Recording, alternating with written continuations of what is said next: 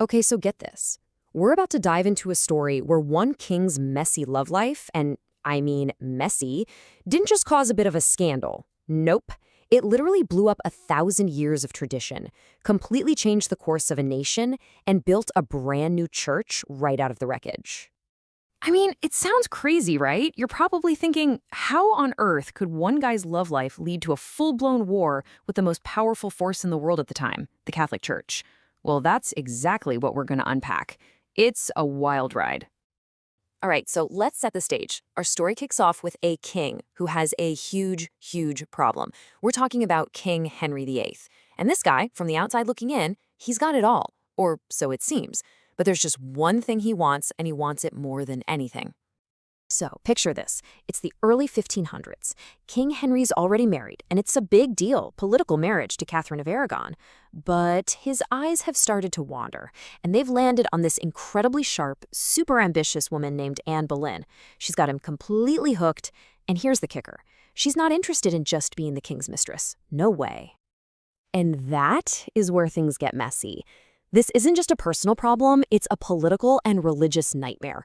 Think about it. He's stuck in one marriage, he's head over heels for another woman, and he's up against this giant, unmovable object, the Catholic Church.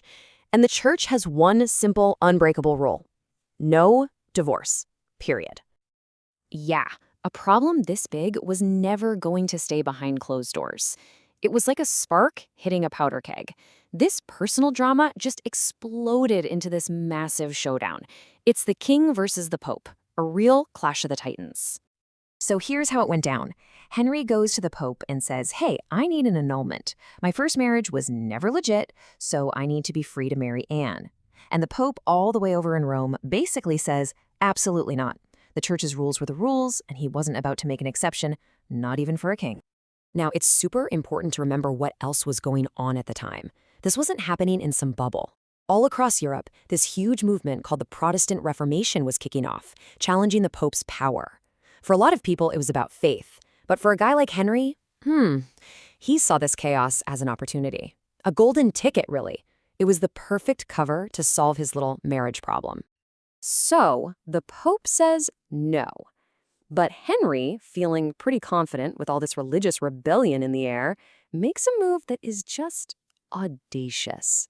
He basically thinks, fine, if the church won't play by my rules, I'll just make my own church.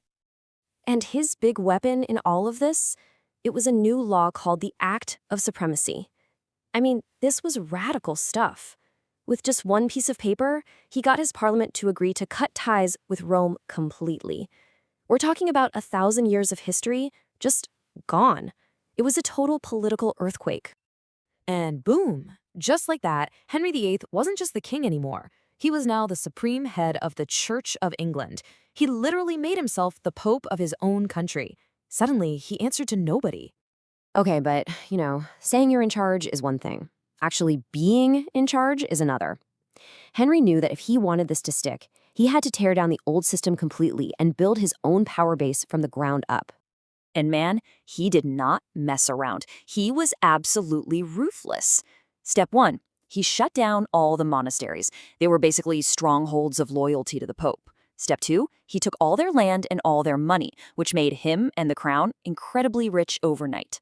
And step 3, if you stood up to him, if you dared to disagree, the punishment was swift and brutal. We're talking prison or worse.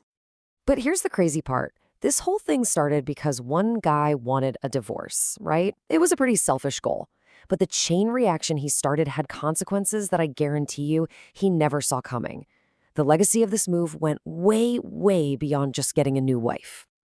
Just think about this for a second. In 1534, the Church of England is created, basically so a king can get married. Fast forward less than 80 years to 1611, that same church, born from a power play, gives the world the King James Bible. Only one of the most important and influential books ever written in English, shaping language and faith for centuries. Talk about an unintended consequence, right? So that's what it all comes down to, really. When you look back, what was this all about? Was the Church of England born out of a real religious movement? A genuine crisis of faith that was sweeping Europe? Or was it just the biggest, boldest power grab in history, cooked up by a king who refused to take no for an answer? The truth is, It's probably somewhere in the middle.